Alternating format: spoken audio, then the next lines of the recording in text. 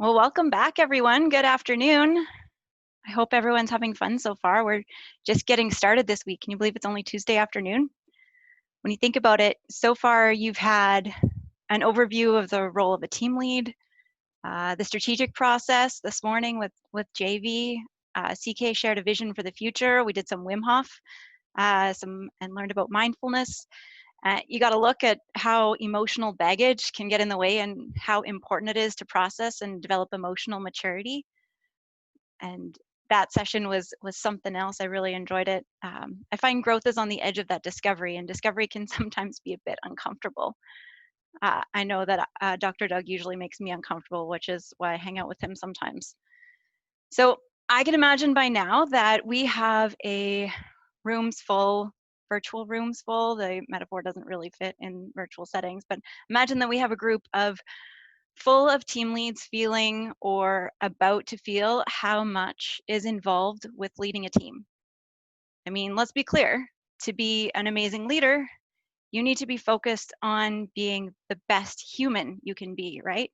Because being a lead isn't about telling people what to do, as Clayton had iterated in his session, and the environment that IQ needs to be a 100-year-old company needs humans who have a level of self-awareness that allows them and enables them to build the most evolved and high-performing teams a company has ever seen. So being a team lead is kind of a big deal. That's not meant to put a bunch of pressure on you. It's just meant to prepare you for the task at hand, to always be working on something, to be paying attention to how what you do affects how your team does, because make no mistake, right? What you do, how you show up really, really matters. A leader has to be someone who's willing to transform themselves in such a way that they can really connect with their people. It's only by having that connection. It's only when you really are connecting with the people on your team that you can build the trust, create this place of safety for ideas to flourish, and then you all get to enjoy that benefit of just flourishing on a high performing, high functioning team that just feels really, really good. So if that intro makes you a little bit uncomfortable, that's okay. That's typically how the edge I like to play in, because that discomfort could be a sign of a realization, something you hadn't considered before. And after making you a little bit uncomfortable, I then get to share one of the support arms you have available in helping navigate your role as a team lead in this company, so that you know that you have support. Let's talk about the role of the coach. I got introduced to this image just recently, and I instantly loved what it shows. This idea of the coach of a rowing team. See, the job of the person in the front of that boat is to watch all the rowers, deeply watch and listen and observe their movements, to help them see what they can't see from how they're sitting in the boat, to help them make adjustments, to bring everyone on the team closer and closer and closer to in sync. Because when every rower on the boat is moving in perfect synchronization, that team gets the furthest, the fastest. That team performs at the highest level. That coach, that guy, that girl sitting in front of the boat, well, yeah, okay, that one yells sometimes. This coaching team does a little less yelling. But coaches are there to cheer and push the team just enough to stretch them to achieve their goals, to do what they think or what they didn't think was even possible. That person is a coach. Every team at IQ, for all of the companies, has access to a coach. And coaches are there to directly support team leads in navigating some of the challenges that come with the responsibility of being a team lead. So we're going to talk about how you specifically can use a coach to support you. You're not alone in growing into your role. If you're relatively new to it, you're not alone in getting better at your role. If your team's been growing and you've got to step up to be able to support their growth. And you're not alone if you've been in your role for so long, you kind of forgot some things and are looping back around to be curious about what you might have missed the first time around. Many people get confused with exactly what a coach is. What does it mean to be coached? And there's coaching as a capability, which is something that every person should be working on building, the ability to coach your team. It's really important. But in this case, the role of the coach, we're talking about someone who's trained in the art and science of coaching to help you create positive change so you can achieve your goals and have the highest impact with the people that you impact. Coaching is helping a person develop in the way that they want to develop, to go in the direction they want to go.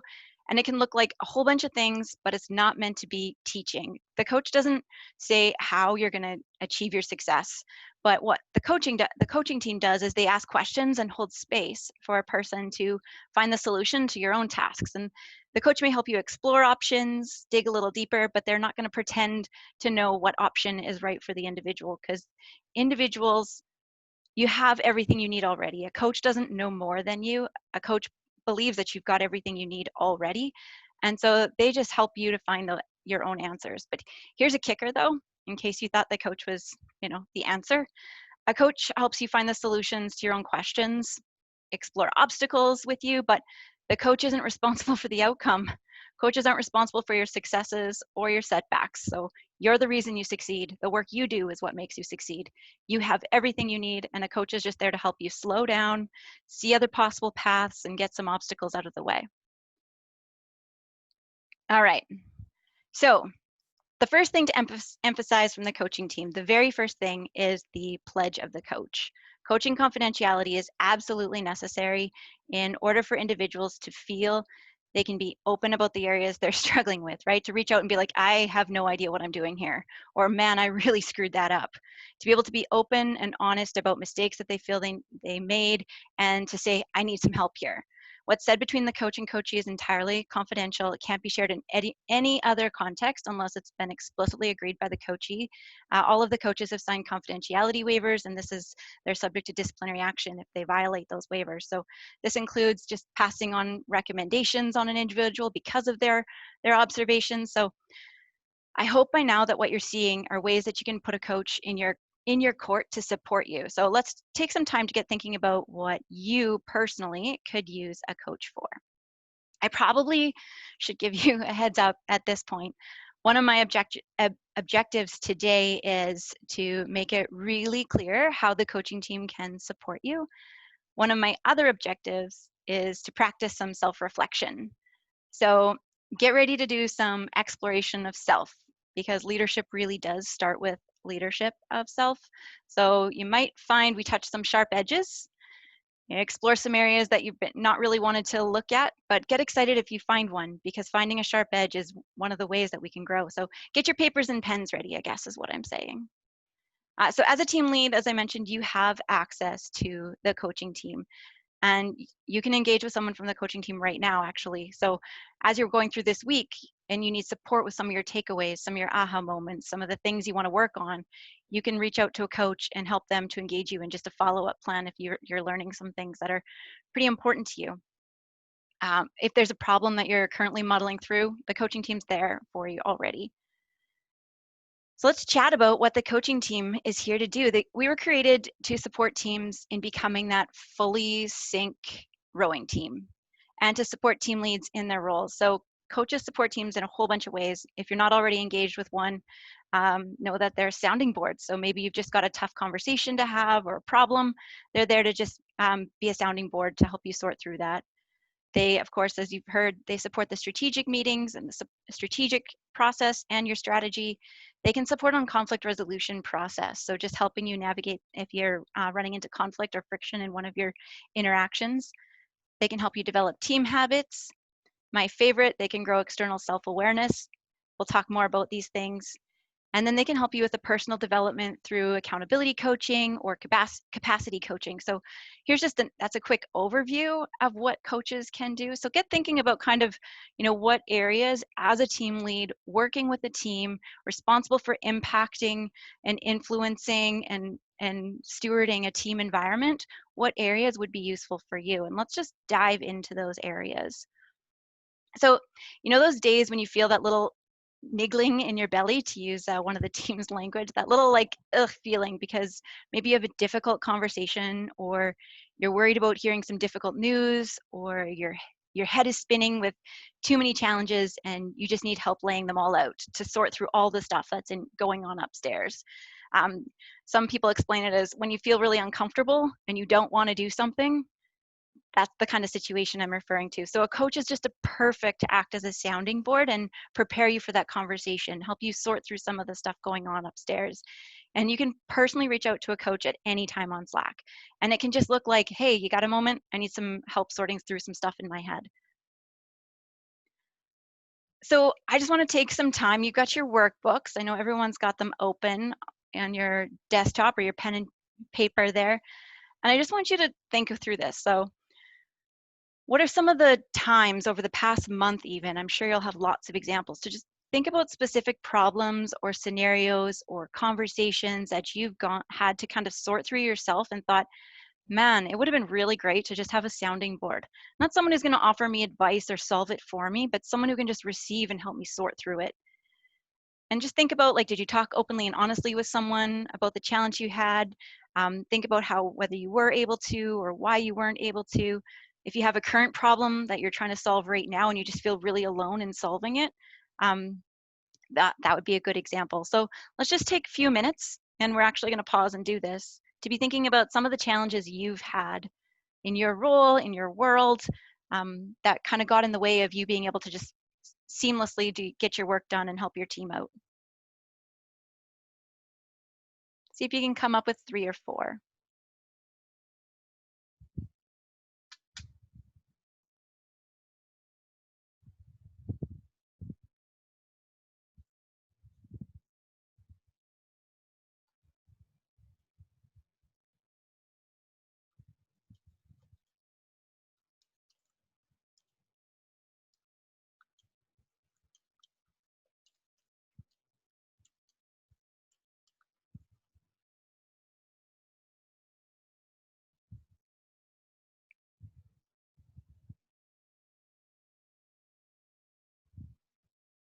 And if you've got a few on your list there, just consider a next step of reaching out to a coach for support. So that might be one of your little takeaways that you've got at the bottom, is like, you know what, I'm working on this problem right now and I want to test this out. I'd love to just have a rubber duck for this problem. All right. Another thing that a coach can do is bring in a third-party perspective on your strategy. So just like the rowers in the boat, you can't necessarily see where you might be pulling wrong on the one side or not putting your oar in the boat far enough. So bringing in a third-party perspective, it's not that you can't do it yourself as a team lead. You can't facilitate your meetings. You can't figure out your strategy. But as a team lead, you're asking yourself to be in the meeting, thinking about your strategy, and also facilitating a meeting to keep the meeting going, to keep the conversation flowing. And that's just really, really hard to do. So consider bringing a coach in for a third-party perspective to support you on your strategy, and whether that's just facilitating the environment so that you guys, your team, can be high level thinking about strategy, or it's actually, hey, can you come in and just like ask some questions and poke some holes, see how we're doing, see if the choices are clear. And again, this is just, it can look any way you need it as a team. All you have to do is ask a coach to come in and tell them what you're looking for. So as another next step, consider inviting a coach to your next strategic meeting if you don't already have one planned to come, and make that a recurring thing. Just having them there in the room so that they can help facilitate, guide conversation. When the conversation is getting stuck, you can look to a third-party neutral person in the room to help move it forward. It can be super useful. All right.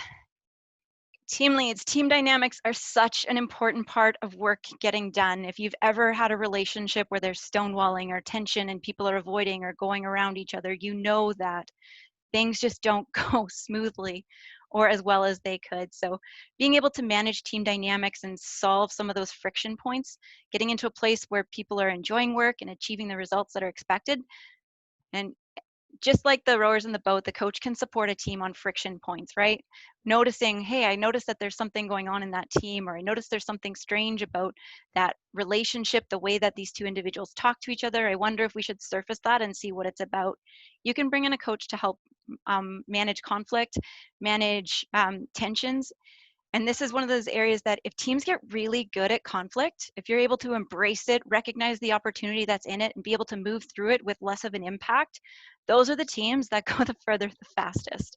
You think about friction to any energy point, and you know that when you can get through those friction points faster, you'll be able to get on and get to where your goals need to be. So getting good at moving through conflict, especially rather than avoiding conflict is a skill that has to be learned. Moving into that discomfort is something you have to learn, and it can be really hard to get good at something without a little help, without that third party perspective. So consider bringing in a coach. And so as a next step, be thinking just about, like, are there friction points in your team? Are there people in your team? Are there relationships? Are there issues but cross team that are just, man, if we had a better relationship, understood what these people needed more, and were able to have better flowing communication, we'd be able to do so much more.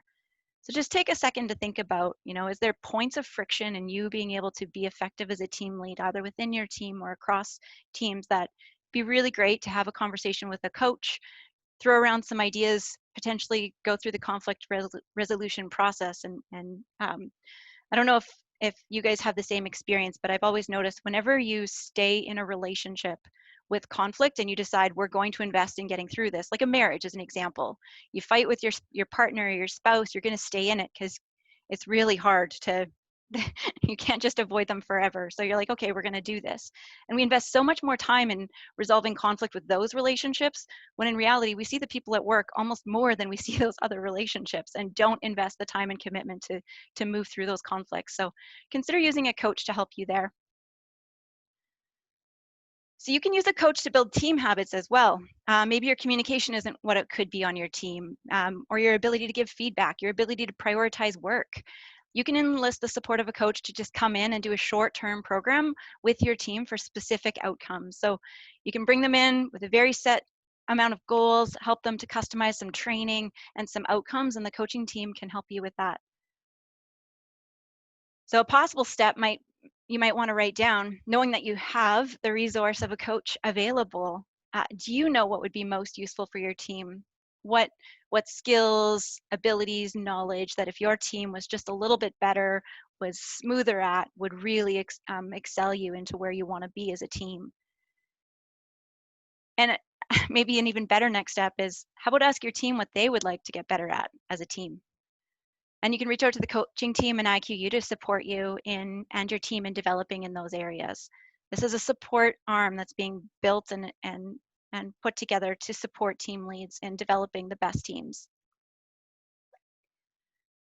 All right, bring a coach to help you learn more about yourself. External self-awareness is understanding how we're seen. So we have this idea how we show up and how we're presenting ourselves. And often we just expect that, well, I'm showing up with a smile, they must know that I'm friendly. Or on the other side of it, someone might be receiving you very differently.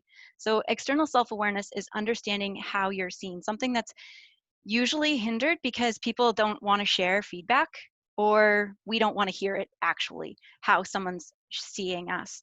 So having a coach on your team gives you someone who is what's called a loving critic, someone who's going to share perspectives and observations of how you're perceived, and then you can decide what you want to do about them. Work with the coach if there's changes you want to make, help you with feedback that may have been hard to hear. So just like if there's something strange happening on your team and you think that, I wonder what it is, having a coach come in and, as a loving critic, someone who supports you and wants your team to succeed, to come in and be willing to have a hard conversation of what might be getting in your way. I once had blind spots are really funny. This is external self-awareness, helping people see how others see you. I once had one of my coworkers have the courage, albeit it may have been at a company party where there was some liquid courage involved, but had the courage to speak honestly with me. And the words that he used totally blew me away. Tracy, you're the most intense and unapproachable person I know. I was like, no way, you don't know me. Like that's not me at all. That's ridiculous. Which is funny because that's why they call them blind spots. When someone tells you that, you don't see it for yourself. And I can tell you that that coworker having the courage to tell me that drastically changed the way that I showed up, drastically changed the way that I approached problems, the way that I approached people and relationships at work, because I realized that I wasn't showing up at work the same way I'd show up in other areas of my life. I use that example because people who've met me in the last 5 years or so are like, what? I don't get it. But people who've known me for like 10 years might remember when Tracy was a little more intense. It was a serious blind spot I had, and it was very, very hard to hear. And but it was after my initial defensive reaction wore off, I started thinking like, wow, like if he thinks that way, I wonder if other people think that way. And if that is true, then what aren't I able to do because people are thinking of me of that way? If people see me this way, what aren't I able to contribute or to accomplish or to impact if this is how people are receiving me? And so I was able to eventually kind of work through that. So I tell that story because everyone has blind spots. Everyone does. That's why they call them blind spots. Coaches can help you with yours, but let's just take some time to consider your blind spots. So in your workbook, there's a little activity, and I'm going to have you go through those questions and just check off the ones that feel like they apply to you, the ones that are like, oh yeah, that does feel like it. We like to think that we know ourselves inside and out, and it's really, really not easy to admit that there may be patterns to our behavior, some of our beliefs, or our values that are happening subconsciously and coming out in how we show up that's getting in the way of us being able to do what we really want to do. So, exploring the possibility that you might have some blind spots is necessary as a team lead. So, consider the sentences, highlight, check the boxes of the ones that apply to you. The more statements that apply, the more you should be considering the possibility that there's a gap between who you think you are and who you're actually showing up as. And I say that with like such empathy and compassion because I know how hard it is to even consider the possibility that there's not other external factors that totally explain all of those situations. It can be really tough to consider, but knowing that there's these gaps creates this massive opportunity for exploration.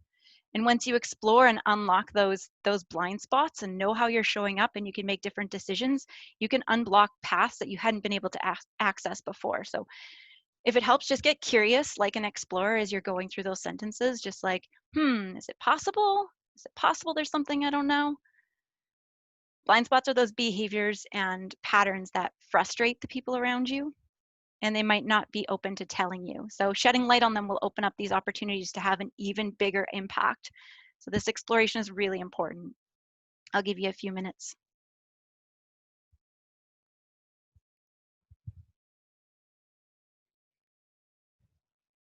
If you notice defensiveness, just come back to curiosity. Is it possible?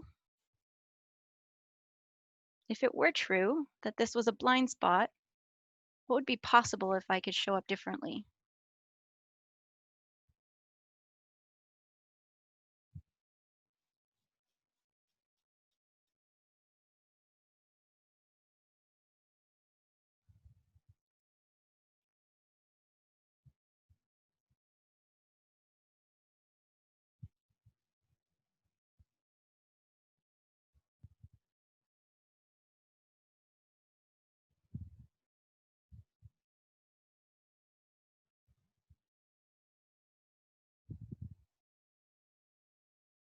And if you notice yourself being critical or harsh, just take a step back and recognize that everyone has blind spots. And it's kind of fun when you get to a place of curiosity to explore them.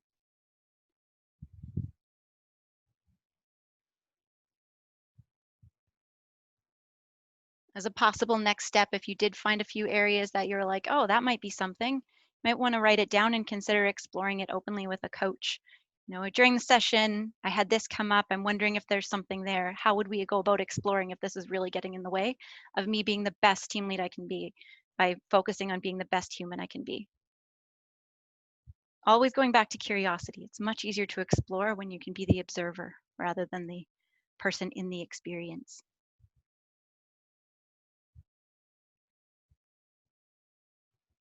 Did that give you enough time?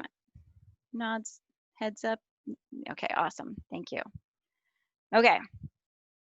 What else do coaches do? Oh my gosh, they do so many things.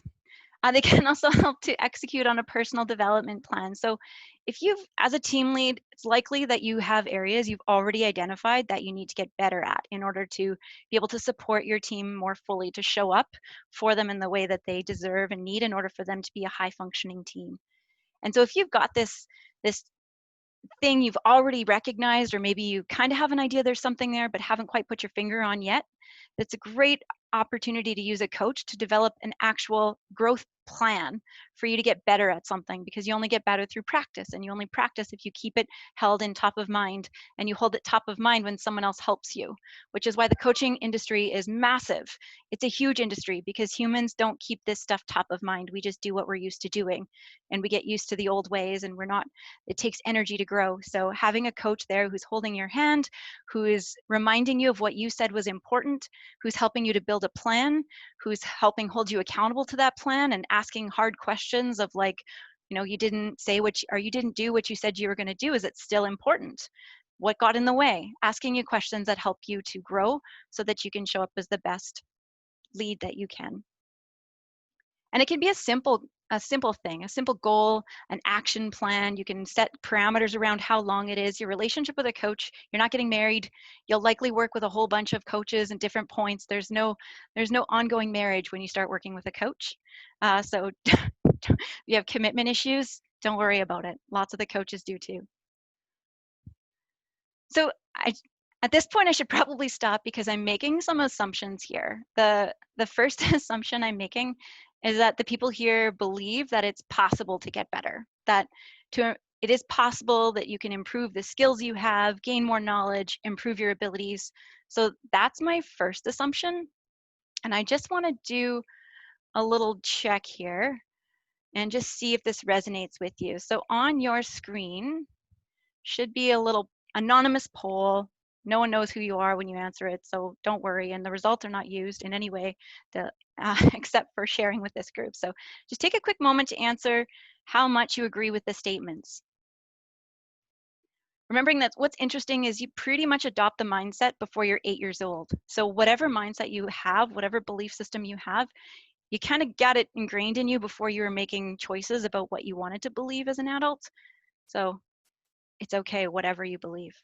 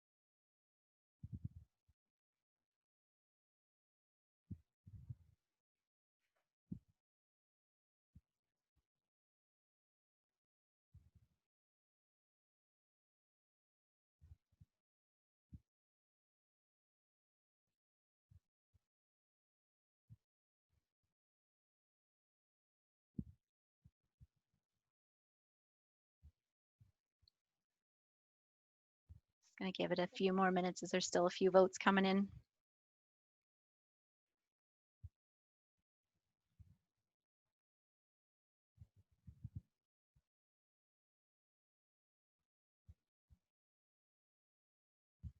All right, I'm gonna end the polling. You didn't get to vote, sorry. All right, so just to give you an idea, I'll share those poll results. So growth mindset is that you do believe that you can do something about the amount of intelligence, your ability to acquire and apply knowledge and skills, that it is in your control. It is something you can change. So you can see there's a large portion of people with a growth mindset here. So that's good. So my first assumption was, okay, that's very useful. My second assumption I'm making is that the people here recognize that it's possible, likely even, that there are skills, knowledge, abilities that could be developed that would increase your contributions and impact, that you could get better at personally, that you have things to learn. So this is my second assumption. And let's just test that one. How much do you agree with this statement? It's another anonymous question popping up on your screen.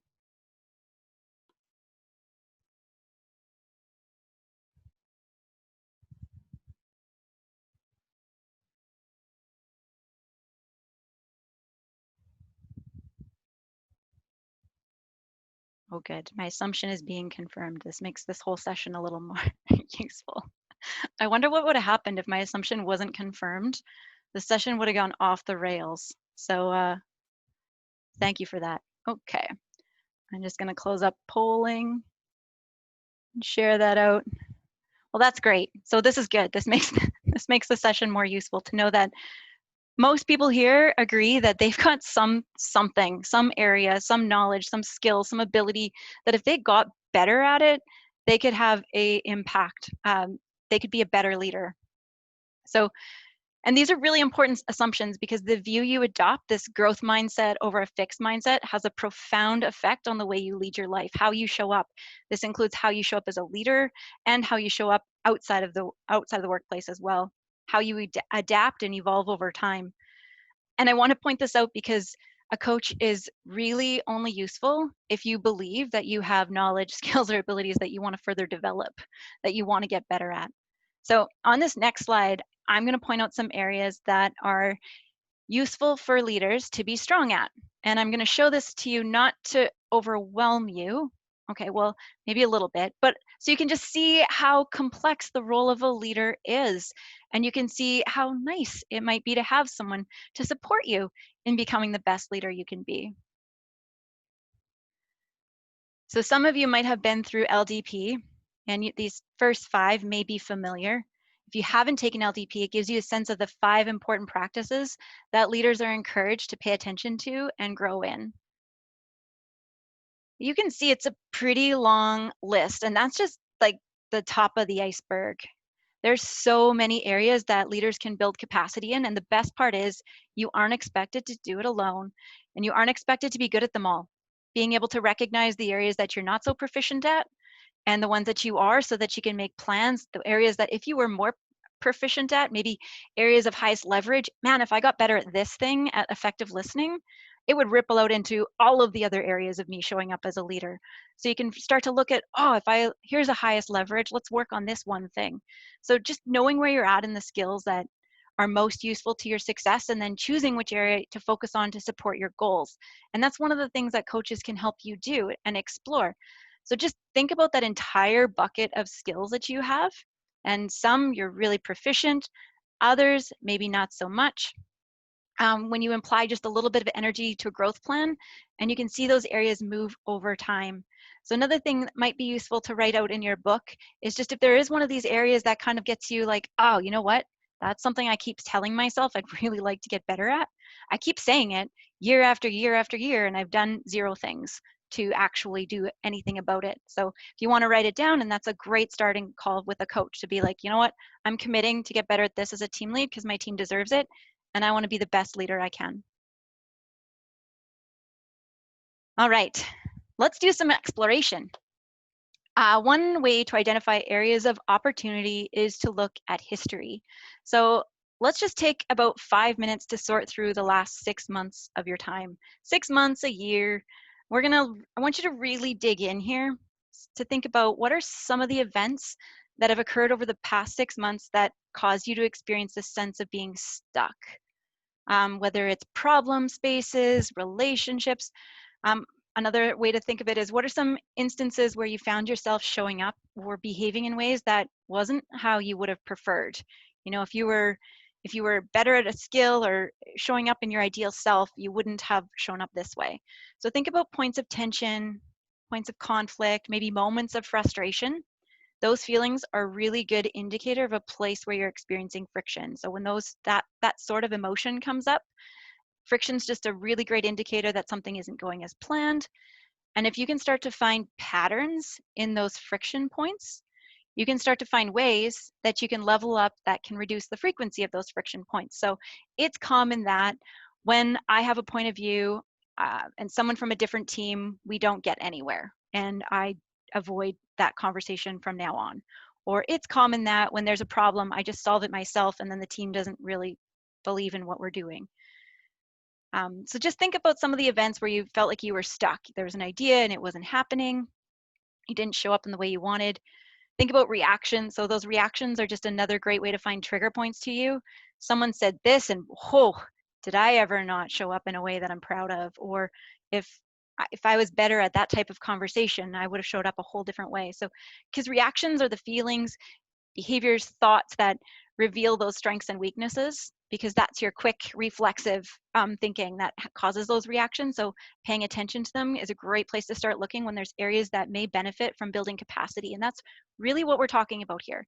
If you can identify areas that create friction or situations where you don't show up as you want to, you can look at a really good starting point for an area you can build capacity and really support your team. And just to be clear, if you are sitting there thinking, no, Tracy, I'm good. Like everything's going great. I don't have any friction points. There's really nothing. I'm just going to challenge you to question that outlook. If you haven't had any scenario where you didn't show up as you would have wanted, or a problem that you got hung up on, you might have a blind spot, because as a team lead, it's natural that you're going to get stuck and have these situations. As a human, it's natural that you're going to get stuck and have these situations. So you might, if you are getting stuck, consider hosting a facilitated team session where a coach can help your team provide you with real time or some real feedback that might point out possible blind spots if you are having trouble. So we'll take some time to just go through and sort through some of those tension friction points that you've had over the last 6 months or a year or so.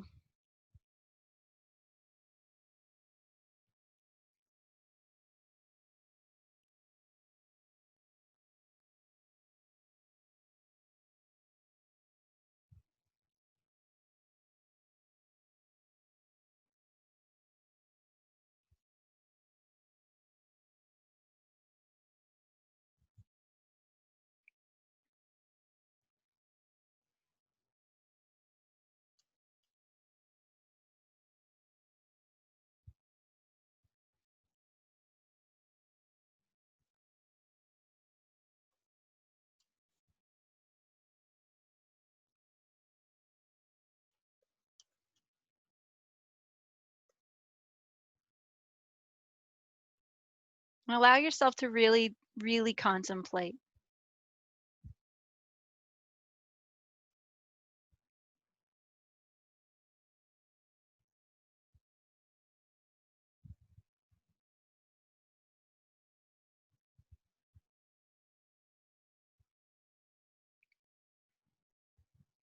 Points of frustration, reactions.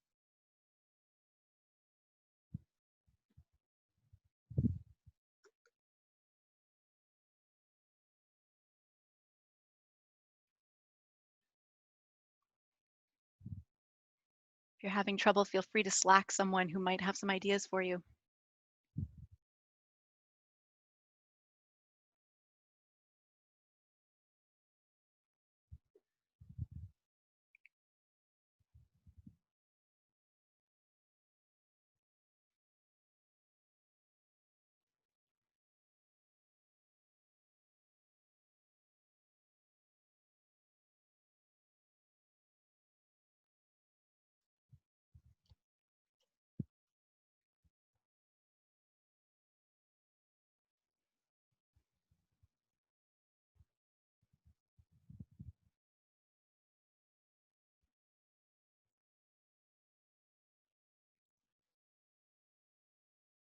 And if you're feeling like you're done, consider we're not in a hurry.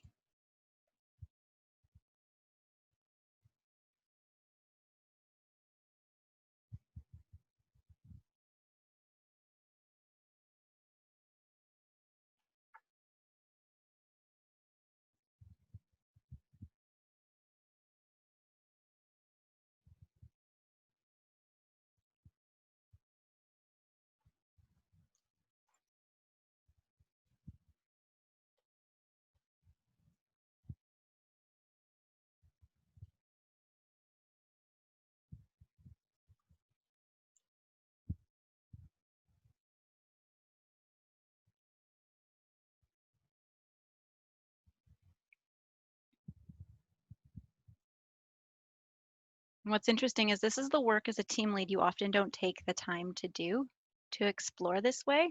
So highly encourage you to use the time because it's booked in and your calendar doesn't have anything else in it. So taking a few extra minutes to consider, what could I be doing to show up? What could be getting in the way of me showing up as the best human I can be for my team?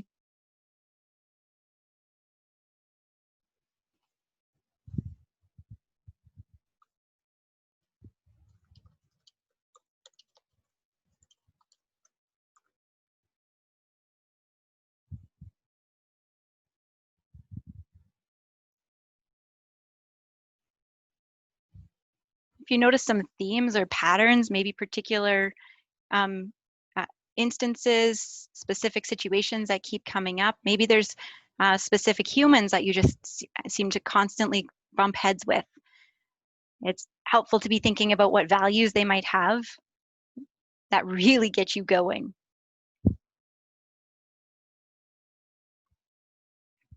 Okay. As I hear people drop off the call, I'm like, oh boy, I'm losing them. I'm losing. Just kidding. There was one, they emailed me ahead of time saying they had somewhere to go, but we'll move on. Next step. So consider bringing in a coach to support your development plan. So think about, you know what, there's some pattern happening here, or I like notice these instances that just keep showing up, and I don't know what's happening. And consider just having that conversation with one of the coaches to look at ways that you might be able to remove some of the frequency of those friction points, which inevitably makes your life a little easier, helps you show up a little differently, the impact you have, all those good things. So okay, Tracy, this is also great, right? Now I see these areas that I can work on. Thank you. Now I know. But why do I need a coach to do it? Right? Like why would I bring in a coach now that I have this on my paper and I'm like, oh, I want to get better at this thing. So I asked this question. How many of you skipped over that last step and really didn't explore that deeply for patterns?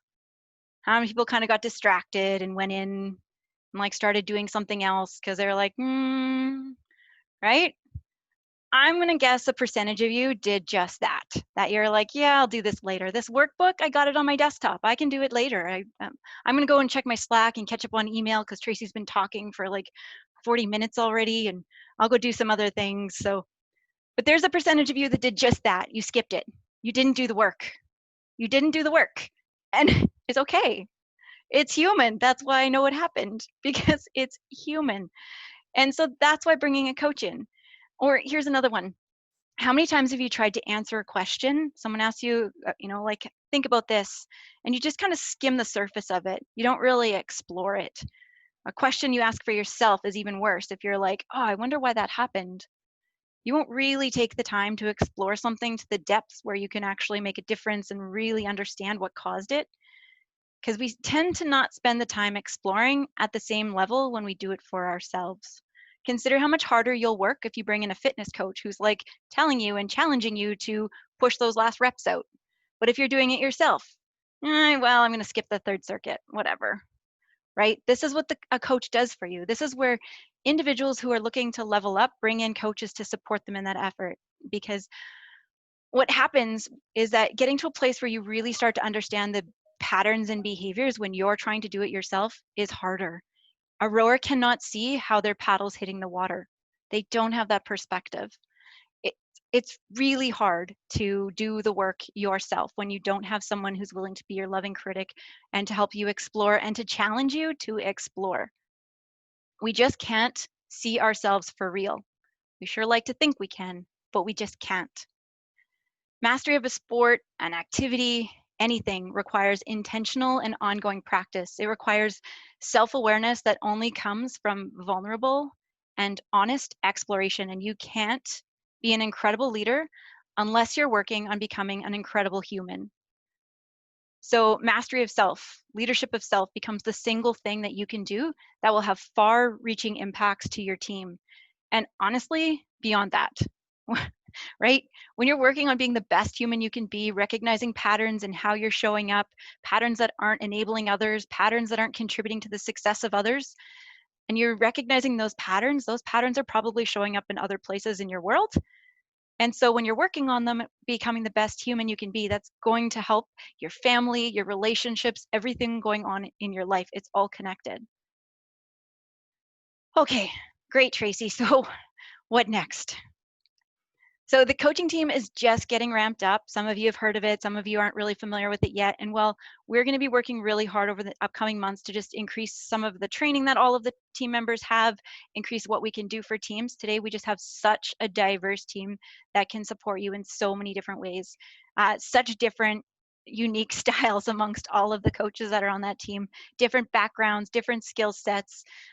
So we have coaches who specialize in supporting teams with their strategy, who are trained in the business side. There's coaches who specialize in customized coach team coaching programs and training, coaches who specialize in personal growth, and coaches who are experienced in conflict and communication. So over time, it's likely that you're going to work with a variety of the coaches. Like I said, you're not going to marry any of them. You're going to come in and out of relationships with them. There's nothing that's set in stone. If you want to explore a conversation or a personal growth program or a team development program with a coach, but you don't want to like necessarily have that coach for all eternity, that's the expectation on the coaching team, that you'll be using coaches in different capacities, however we can best support you. So as we get organized, we do ask for a little patience because we have lots to set up and get organized, and we will be taking a bunch of extra training over the upcoming months here to just level up the support that we can provide. We are expecting an influx of requests after this session. So as you look at the ideas and the sessions from this week and areas that, man, like I want to be an amazing team lead. I want to be a part of moving this company to a 100-year company. I want to be a part of growing these teams that other people are wanting to be a part of, that's got this reputation for its performance and its culture and its experience. I want to be a team lead that's a part of contributing to that. So as you're coming out of these sessions and you're like, hey, I want to level up, we do expect that there will be an influx. So ask for patience, but don't let it stop you from reaching out, because you'll hear back from us and we'll get started in supporting you. So if you have any questions, feel free to reach out to myself or any of the coaching team directly. But when you want to get started, you can reach out directly to any of the coaches there, or you can go to IQU and request a coach to try, and they'll just reach out to set up that first discovery call, see how they can help you. And coaching engagements, like I said, they can range from just a single question. You know, you reach out directly and like, I need to prep for a difficult conversation I haven't been able to have. Can you help me? And we can set up a quick 15-minute call, 10-minute call to whip through that. It doesn't have to be this massive engagement. You know, can you coach me on a difficult conversation? Or I want to take 3 months and get really intentional about this one thing. Can you help build something for me? Can you help me figure out what will be the best way for me to get better at this skill, at this ability? Or it could be recurring check-ins. Can we just put time in the calendar, half an hour every couple weeks, every month, where it's just like, I want to talk about what's on my mind and sort through the challenges I'm facing, because I'm a team lead and there's always shit going on that I could use some support in sorting out without necessarily having someone fill my head with a bunch of advice. So anytime you can signal that you've got what you've needed and you're, you know what, I'm good for a bit. Can we change the recurrence of these calls, or I'll check in with you later, or I'm good for now. I'm going to go back to regular scheduled programming. If you ever want to close up a coaching program, don't feel stuck in that relationship. In the meantime, in the workbook, we've put some resources that you can use anytime to explore by yourself. And again, self-exploration is good, but a coach will take you deeper and deeper and poke a little harder than you're likely to poke yourself, to challenge you in areas and maybe ask, like, well, why is that? And when your tendency might be to focus outward and all of the things happening around you, a coach will bring it back inward to challenge you on what about the way you're showing up is contributing to that experience. So you'll notice in there's areas for development, areas to explore. And this can be really useful for if you're just trying to figure out like, oh, what's getting in the way. There's some questions for self-reflection. If you come out of a really tense conversation and you're just like steaming, this little tool can be really useful to just bring you into like, okay, why is this so important? What has me so upset after this? What is so important to me? So, and I leave this with you as a tool. We're not going to go through it in this session, but I do leave this with you as a tool you can use, recognizing that you're probably not going to use this tool. You're probably best to reach out to a coach who will help you use this tool so that you'll spend the time on it and not be like, oh, I'll do this tool. I'll just do that workbook thing. Because human nature says often you just won't.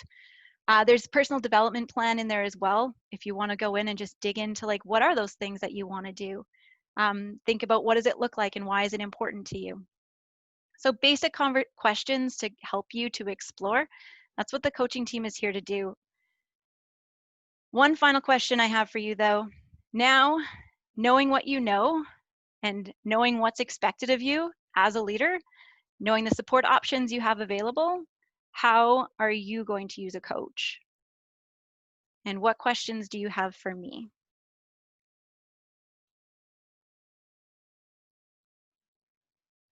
Any questions about the program, about the work?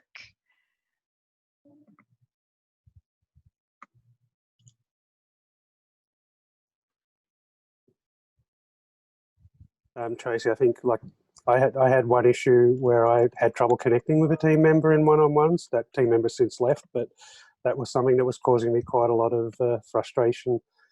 Just to make sure that I knew that they were getting everything they needed, but the one-on-ones were basically, "How's it going? Good." And I couldn't. And so looking back now, if that team member was still there, then I think I'd reach out to get some coaching to. Yeah, I've done Clayton's one-on-one thing, which was awesome, but yeah, I think I would have needed just some personalized plan of attack to try and improve that relationship. That's great. Anyone else? Questions, thoughts, comments? There are a few questions in the chat here, Tracy, for you. Oh, great. Thank you. I don't know where my chat. Oh, there we go. Oh, they all came at once. Look at that. All at 3:07. How do I know what coach to ask for? It's a great question. If you don't know, just fill it in through the form with what you're looking for. And then from the coaching team, we have kind of an idea of what our skill sets are, and we can make recommendations. And then that first call and the first couple of calls are really about exploring to see if it's a match, with lots of options to be like, you know what, I want to set up an exploration or discovery call with a different coach just to see if they kind of take me on a different path. Does that get you what you need, Will? Okay, great. Awesome, Meredith. That's great to hear. Oh, will the coaches be offering sessions in the future helping leads develop our own coaching skills? That is an excellent question. That is the goal. This is a competency that when we get better at coaching people rather than telling people what to do, that's how you build capacity in an entire organization, right? You help people know how to think and how to solve problems, and then they're not coming to you for the solution, which means you're not the bottleneck and the only person who can solve a problem. So building coaching skills in the companies is one of the goals. There will be training coming out in IQU.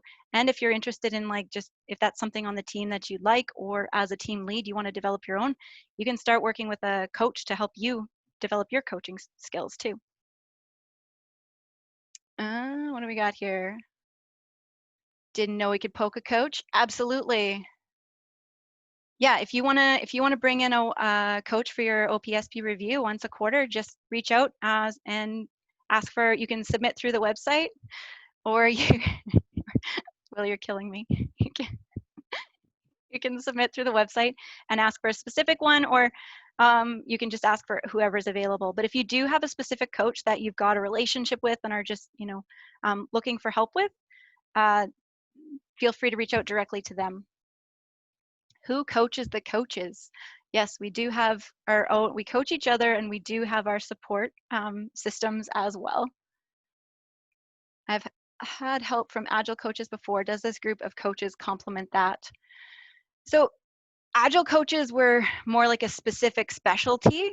I would say this is more of like from the leadership side, but all coaching is complementary. I don't know that you could ever say, like, even your people ops and your team leads, or like your circles, they'll be doing some sort of coaching, some sort of helping you to grow. So I would say everything is complementary. I'm curious, can you speak about the similarities and differences between the support manager and coach? Absolutely. So coaches are trained in their coaching skills, the specific around communication, around what coaching is. So they're specifically trained. The other side of it is that they're removed. So IQU and the coaching team lives outside of the companies. And so they're removed from the day-to-day operations. They don't know what your specific problems are, which can be really great as they're asking questions without the assumptions, without the belief sets. Like there's some big benefits from having people just a little bit removed from your world that aren't tied to your networks, your peer relationships, unless you've asked them to really dive into there. So there are similarities. This is where we've got support mechanisms growing throughout the organization, and I don't think that we want less. But there's similarities between the support manager and coach, but the coaching team is essentially a trained team that's outside of the individual companies themselves. Other questions?